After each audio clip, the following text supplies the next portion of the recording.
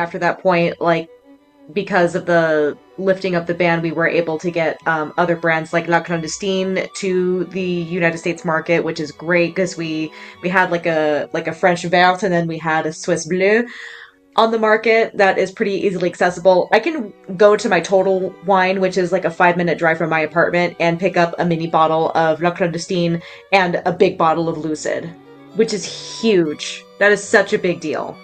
Well, another little known fact is, right when we got Lucid launched, I told Viridian, I was like, look, you know what we should do? Okay, we got Lucid launched, and we're going to bring in Jade. And I said, I'll tell you what, I have an idea.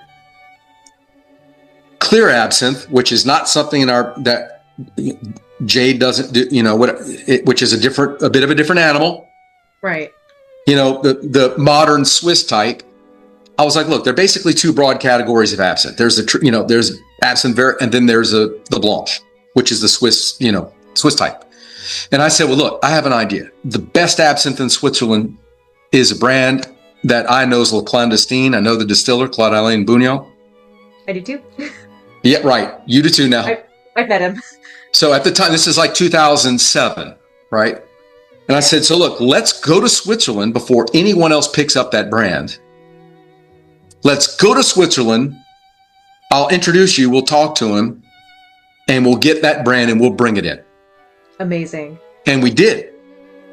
So we launched La Clandestine in the US. I had no idea that you were involved in that. That's amazing. Yeah. That affiliation went on for a little while. And eventually they, got their own, they went to a different importer and different distribution. But we launched, I was like, look, let's go get the best of the best out there. So we gave Claude-Alain a bit of a leg up in getting him into the U.S. market.